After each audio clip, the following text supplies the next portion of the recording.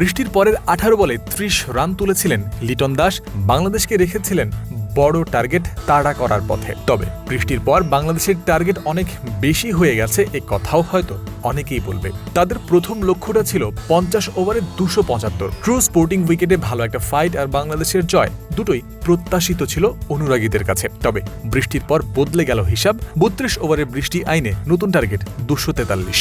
ম্যাচটা তো সেখানেই কঠিন হয়েছে।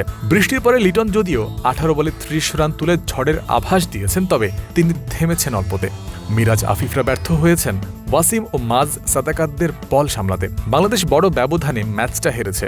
বৃষ্টি যেন সবকিছু আনসেটেল করে দিয়েছে। 275 রানের লক্ষ্য তাড়া করতে নেমে বাংলাদেশের টপ অর্ডার হুড়মুড় করে পড়েছে ভেঙে।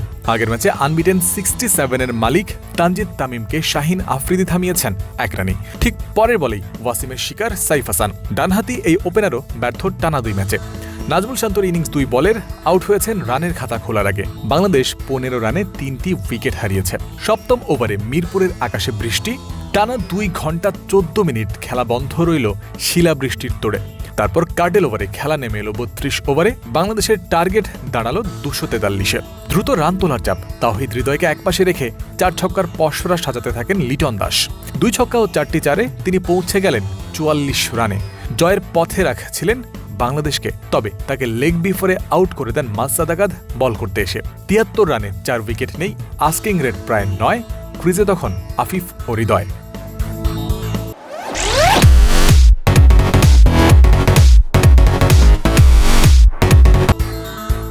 15 মাস পর দলে ফেরা আফিফও আউট হয়েছেন প্রেসারে পড়ে মাজ সাদাকাতের 4 নম্বর ওভারে।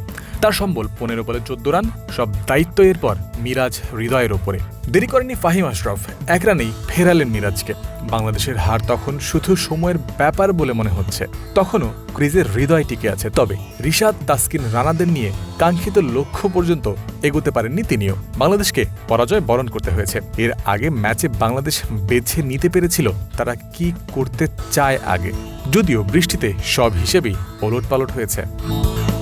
আগের ম্যাচের মতো এদিনও টসে জিতে পাকিস্তানকে ব্যাটিংয়ে আমন্ত্রণ জানিয়েছিলেন বাংলাদেশের অধিনায়ক মেহেদী হাসান মিরাজ। ব্যাটিংয়ে নেমে আগ্রাসী শুরুও করেছিল তাদের ওপেনাররা। সাহিবজাদা ফারহানকে একপাশে রেখে মাজ সাদাকাত টি-20 স্টাইলে ব্যাটিং শুরু করলেন অন্য প্রান্তে।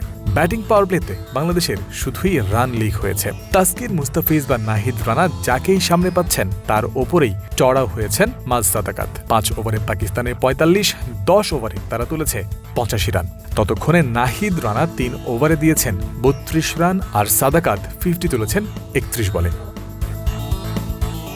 পাওয়ার প্লে শেষে বল হাতে নিলেন মেহেদী মিরাজ। কাজে দিল তার এই সিদ্ধান্ত।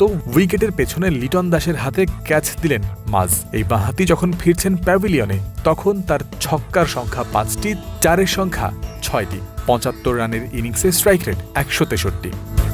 পরে 5 ওভারে কমে গেছে পাকিস্তানের রানের গতি, এসেছে 15 রান। তাসকিন পাকিস্তানে বিপদ বাড়ালেন ফারহানকে 31 রানে ফিরিয়ে তাওহিদ হৃদয়ের ক্যাচে পরিণত করে। 8 বল পরে এবার নাহিদ রানার গতিতে পরাস্ত শামিল হুসাইন। 22 বলে তিনি নিয়ে গেছেন 6 রানের অর্জন। তারপরে 10 ওভারে মোহাম্মদ রিজওয়ান ও সালমান আলী আঘা ইনিংস মেরামতের দায়িত্বে তুলেছে 46 রান। এই জুটি বড় হলে বিপদের সম্ভাবনা বাংলাদেশের সামনে। এই পার্টনারশিপ 100 পেরিয়েছে অল্প সময়ে। উইকেটের আশায় বাংলাদেশ তখন হন্যে। রানের চাকায় লেগেছে পাখা। 30 ওভারের পরের 52 বলে 62 রান তুলেছে তারা। তবে তখনই মিরাজ ও সালমান আঘার আউটকাণ্ড।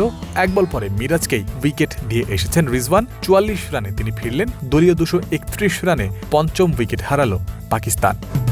43তম ওভারে বল হাতে নিয়ে রিশাদ বোল্ড করেছেন হুসাইন তালাতকে। 1 বল পরে আব্দুল সামাদ ফিরেছেন রান আউট হয়ে। শাহিন আফ্রিদি, ফাহিম আশরাফদের ওপর এবার গুরু দায়িত্ব। 254 রানে 7 উইকেট হারানো পাকিস্তান টেইলের ব্যাটারদের নিয়েই বাকিটা সময় পেরিয়েছে। তবুও ফাইটিং একটা স্কোর দাঁড় করিয়েছে। জয়ন্ত বিন্দু, ক্রিক ফ্রেঞ্জি।